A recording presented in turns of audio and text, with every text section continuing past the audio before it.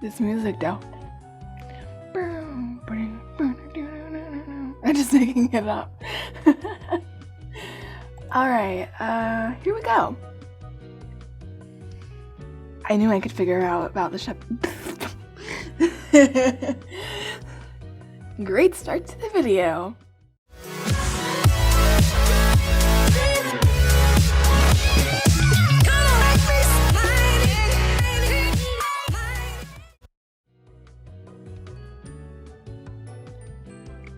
I knew I could forget about separate showers and a toilet, but the sight of the malfunctioning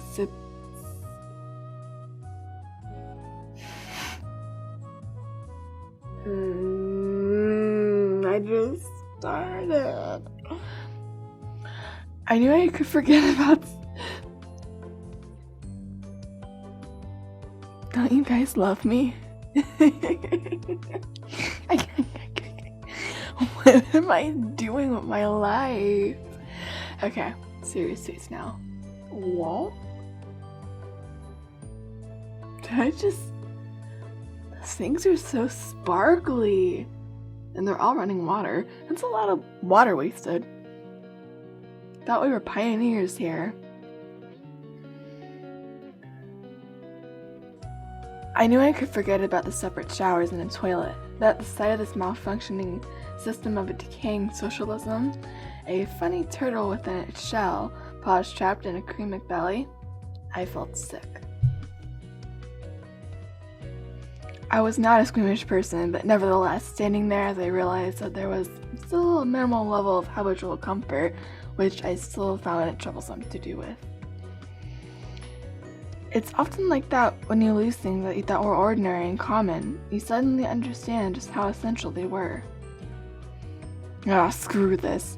As if I have any choice. The water was ice cold. While washing my hands was not an issue, washing my face and mouth became a big problem.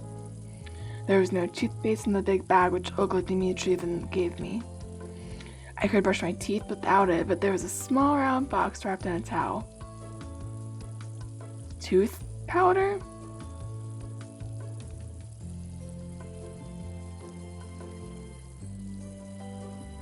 What is tooth powder? Why is it cute?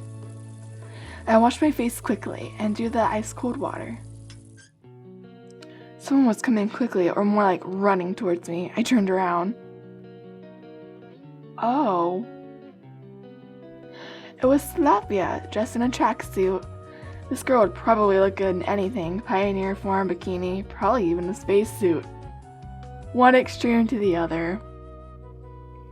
Hey there. Heyo. Oh. I mean, what's up? Good morning. Yeah, Oh yeah, real smooth. Why didn't you come for breakfast? I, overslept. I said it as if I was proud of it. But Olga Dmitrievna gave me some sandwiches. Oh, great then. Don't forget about the lineup. Yeah, sure. As if I could forget. Right, I gotta run. Enjoy yourself. She waved goodbye to me and disappeared around the path behind. Looks like it's a couple of minutes until the lineup. I should quickly pass by my home to drop off my washing bag and eat sandwiches, then head to the square. I swung open the door from the camp leader's cabin and rushed inside, as if jumping into the last car of a departing train. It didn't turn out to be the best idea because inside I found Olga Dmitrievna, who was changing. I froze on the spot, trying not to breathe. Finally, the camp leader noticed me. Feynman! I looked away immediately. Have you heard of knocking? Now get out! Yeah, that was really clumsy. Although, I did enjoy— You pervert! You're such perverts. And I like how the whole— Not saying I wanted to see her naked, but I like that it was like completely black.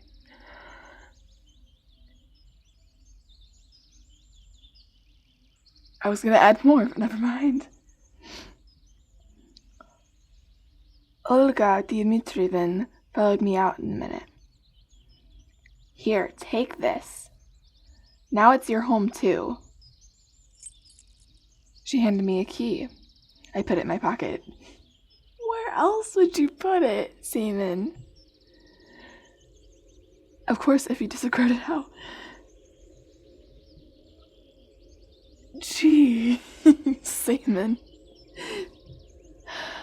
Of course, if you disagree how fantastical the current events were, this camp was far from being the worst place on earth, but to call it home. Just after one day spent here, I doubt I'll ever be able to do so. Alright, let's go. We're late. But what about the sandwiches? Just eat them on the way. We were passing along the lines of the pioneer cabins while I was tucking into the hams. Tucking? Whatever. While I was tucking into the ham sandwiches, and Olga Dmitrievna kept on talking and talking. She was buzzing like a game of operation with Parkinson's. But I cared about nothing but the food. Understood? Huh? You weren't even listening. Sorry. Today is the first day of your new life as a pioneer, and you should do your best so that it becomes a happy life. Uh-huh. Sure, definitely. I'm serious. A pioneer has many duties. Great responsibility is conferred upon him to participate in social network, to help his juniors, to study and study and study again. We are all here like one big family, and you will become a part of it. Yeah, a part. I'd even sign a party membership if I could. It would save me from listening to this nonsense. I hope that after your term here is over, you will have the most pleasant memories about our camp. Memories that will last your whole life. And when will this term end? Why do you keep asking silly things? It seems I won't get any information out of her. A shame. This world appears to seem so friendly, but has never bothered to introduce itself to me. Perhaps I can take things somewhat easier than yesterday. It seems like I have an unspoken ceasefire with it. It isn't trying to hurt me, but I am forbidden from asking questions. Of course, this situation isn't a pleasant one, but what can I do about it? A bad peace is better than no peace. The most important thing for you now is to make the best of your time you will spend here. I'll do my best. Honestly, I was tired of this conversation. It would be good to know where that here is. But we came to the square. The pioneers were already lined up. Wait, is someone not here yet? Nope, all here. She looked around her brave parents. Alright, go stand somewhere. Weird. Why did she tell me there are no more sleeping places?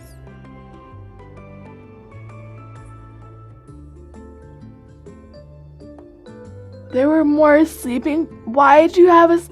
You all look super cute. Like, super cute. But why would you not tell me about somewhere else to sleep, girl? And you look super cute. Look at her. Look at her sticking out her tongue. And I like this girl.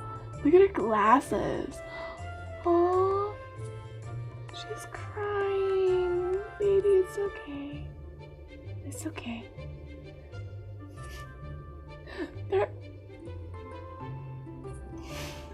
They're just looking at a fly. I have a feeling that's exactly like their personalities. A few heads away from me stood Electronic. I forgot that was his name.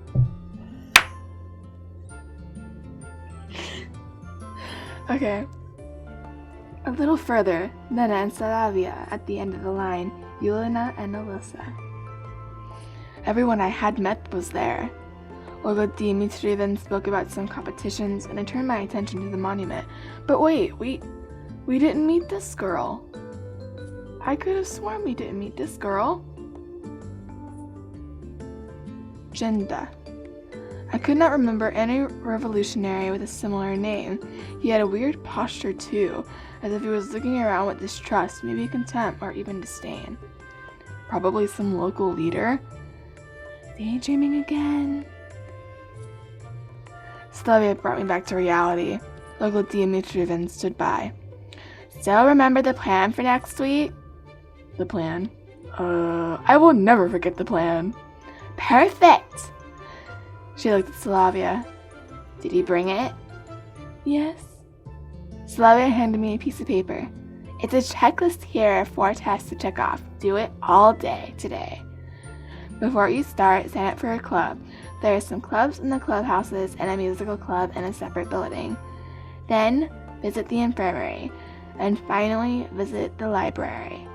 Got it?" "Yes." The checklist seemed like a good chance to find out something, since I had to go places that I've never seen before. "Then come on, start right now." "What about lunch?" "Don't worry, I'll bring you more sandwiches. The checklist is more important. Good luck." They departed too fast for me to ask anything else. Missed breakfast, now I have to miss lunch too. This ain't good. Maybe I'll manage it in time somehow? Lunch starts at 1 p.m. Then again, if I go there, I might miss a place from the checklist. Okay, it's too early to go to the canteen anyway. Oh, what is this? Oh my gosh, you guys! I actually pick where I want to go. Oh, that's awesome. So, there's the clubhouse, the music club, the dining hall, infirmary, and library. Well, we have to do a club, so I say we'll go to the clubhouse. I went into the clubhouse. To tell the truth, I never really liked extracurricular activities. At school, I used to find any excuse to skip an extra class. At university, I had no interest in participating in the student council. I wasn't interested in boxing, aero modeling, or sewing. So I came here just to check it off the box. Nobody was there. I found myself in something like a hut of a junior robot enthusiast. There were wires and simple printed circuits scattered everywhere. Chips on the table proudly stood as oscillograph. I heard voices from another room, and then 2 pioneers appeared. One was electronic, and the other one I didn't know. "Simon, we've been expecting you." It seems he knows everything about everyone. "Were you expecting me?" "Well, of course, because you came to sign into our cybernetics club, didn't you?" He didn't let me answer. "And this is Shrink. He's in charge here." "I assume there's only 2 of you in the club?" "Well, you can say that's 3 now." Shrink came up to me and assertively offered his hand. His face was somewhat familiar. "Welcome to the club." "Yep." "Now, I'll show you." What should your voice be? Oh, this is electronic. "No, I'll show you around. Make yourself at home." Guys, I just wanted to... You're always welcome, new members. God, what is your voice? Okay. "You're always welcome." There it is. "You're always... Okay. We're always welcoming new members." He said it in such a way that an anthem of the Soviet Union suddenly started playing in my head. It's amazing. I even remembered the words. In first grade, I had a textbook with the lyrics in the back. No, I just wanted you to sign my checklist. His wink. "Yup, you sign up to the club. We'll sign your checklist." He grinned. I was getting ready for a long and boring argument. Then I heard someone enter. I looked back and saw Slavia. Ah, Seaman. I hope you're not giving anyone any trouble. She narrowed her eyes, looking at the future of the motherland's robotics industry. I know these two. They can. Well, actually, I just need to get my checklist signed. I decided to take advantage of the situation. No problem, give it to me. Slavia took the paper and marched up Shuruk. Sign it. Hold on, we're not done yet. You're done. Sign it now. She gave Shuruk a threatening look that made it to lose every possible objection. He wrote some squiggle on the checklist, I think Slavia, and moved into a mellowed mood. Well, we got that done. Can we look at our checklist? Is there a way to look at the checklist? Oh, no. Who are all of these people? Okay, so I know you and you. That's it, I think. I might know you. I'm not sure. Okay, well, now we'll go to the music club. The music club. A small one-level building was located some distance from the other camp buildings. I opened the door and entered without hesitation.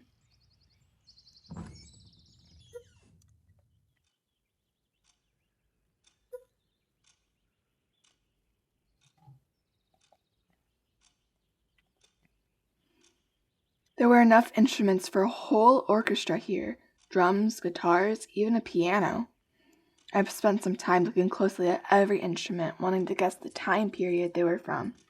But suddenly, I heard a crawling sound from underneath the piano. A girl. Seems like she was looking for something. She was standing on all fours in such a suggestive pose that I even hesitated to speak at first. Excuse me? Ah! I'm horrible at names.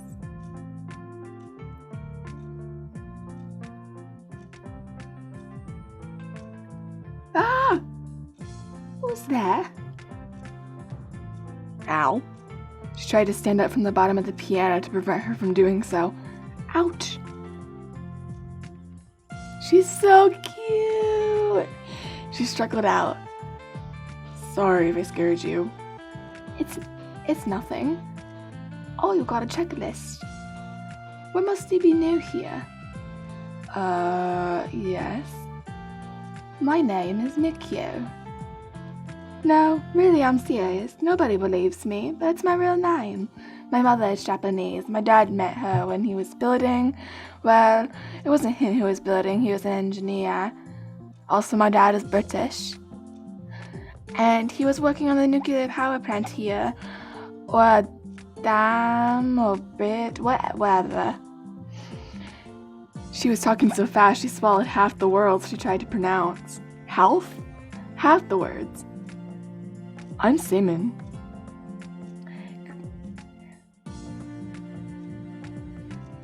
Great. Why am I talking? No. Great. Want to be in our club? It's only me here now, but it'll be the two of us then. Do you play anything? When I became antisocial, I bought a guitar and learned a few chords, but then I forgot about it, since I quit everything that requires more than a couple hours to learn. We are such losers. And we're surrounded by girls. Oh, hilarious. I wasn't really planning to do anything like that, really. Oh, it's okay. I'll teach you. Maybe a trumpet, for example. How about a violin? I know it all, honestly. There was no point in arguing with this orchestra girl. She was there as the cassette of the world waiting to blast at me. Hey, I'll think about it. Can you just sign it for now? Yeah, sure, give it to me. Be sure to come around. I sing too. I sing you some Japanese folk songs, or maybe you're not into that, something more contemporary? Sure. Thanks, I gotta go now. Of course, anytime. Come anytime. She's so cute, you guys. The end of her sentence stayed inside. It might be nice to hang around with the guitar in the evening, but in such company? Oh. I turned to leave and came face to face with Alyssa. She eyed me suspiciously. Why did you come? The checklist. Got it signed? Yes. Then move it. Alyssa went inside and I hurried to leave the place. Oh, Alyssa. Oh, Alyssa. What's the point of visiting the infirmary? My health was fine, the fresh local air was clearly did me good, I felt fresher than usual. But I just had to visit it. I entered. A common infirmary, like the school's doctor room. Oh. Hot? She gazed intently at me, assessing me with continuing to write something. Well, hello, Pioneer, said the nurse without being distracted from her work. Good afternoon, ma'am. I have something. Sit down, please. I looked around the room. On the couch. I sat down. Strip. She said it with an even tone. What for? To inspect. To essuclate. To check your health, you know. By the way, my name is Violetta, but you can call me Viola. She turned to me. What are you waiting for? Strip. But I have no health. But I have no health issues. I've got this. I nearly gave her the paper. Later. She took the stethoscope off her neck, seeming like she intended to probe me with it. But then someone knocked on the door. The nurse answered unwillingly. Come in. In a moment, the door opened widely and an electronic rushed inside. Oh! No, baby! No! Poor you. Hello! I thought it was a football game. Nonsense, of course, but Olga Dimitrievna. There was a mass of bruises under Electronic's eye. I doubt that this would be considered a football injury. Sit down, I'll have a look, she said to him.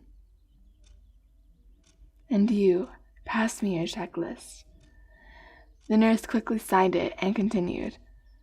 If something hurts, come to me immediately, Pioneer. I decided not to answer and went out, slamming the door behind me. That nurse is surely something else. Ain't that right? Go to the library, our last stop. Actually, I love reading, but spending my days in a library under the certain circumstances, well, this was beyond my scope, so I better hurry up with this checkpoint. As I stepped inside, a memory from my childhood emerged in my head. It was very vivid. I'm 7 or 8 years old. I'm at the library with my mother. While she was looking through the books I need for my studies, I'm sitting in the corner looking through their collection of comic books. Back then, I didn't know why they had so many or why I couldn't take some with me. The notion of collected property was something my mind hadn't grasped yet. However, back then, the whole concept of property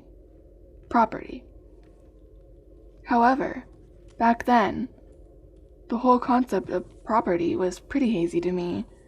This memory seemed to be a stranger now while I was standing at this particular camp where they might have managed to build a coliseum in 3 years.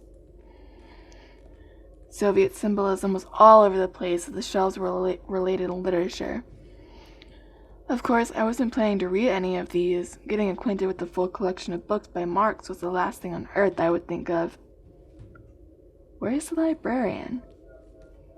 I didn't spend much time looking for her. I looked closely. Short hair, thick glasses, rather cute face. She was snoring so peacefully I just couldn't wake her up. I can't wait. I can wait. If she doesn't wake up in half an hour, maybe then... I just couldn't sit there, so I took a random book off the nearest shelf. Arthur Schopenhauer, The World as Will and Representation. I opened it roughly in the middle and started reading. The life of a man with endless upkeep, wants, and suffering is to be regarded as an explanation of the paraphrase of procreativity act, i.e., the absolute claim of this will to live, and further some more. It is the reason the man owes nature his death, and thinks with anxiety of his death. It is not the evidence that our existence involves guilt. At any rate, we will always exist from the time paying with the death from our birth. We will always exist and alternately bear with joy, sorrow, and live life, since neither of both can pass us without the same effect. This is a result of our started will to live. Thus the fear of death, which in spite of all miseries of life hold us firmly to it. It is elusive, but as elusive as the impulse which has attracted us to it. This attractiveness itself seems objectively as the mutual long glancings of two lovers. They are the pure expression of the will to live, and its affirmation, how gentle and tender it is. It wants happiness and quiet pleasure, the melt joys for itself and for all others. Someone knocked on the door. I closed the book quickly and put it back in its place. What a nice habit, knocking on a door. I should pick it up. We're just the worst. It was Lena. Oh. Hi. I smiled. I don't think we fully gave her a voice.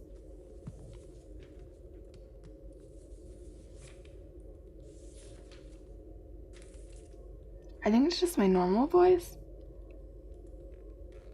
Hi, I wanted to return a book. She had a copy of Gone with the Wind that I saw yesterday. Oh, Janaya is still sleeping. I'll come back later. I'm awake. Aww. I turned around in a surprise to look at her. She eyed me closely from behind her table. What is it that you wanted? I need you to check here. Give it here. She quickly signed the paper and gave it back to me. She had this look on her face that made me want to keep quiet. Then I came up to her and returned the book. I thanked Shebna and went out.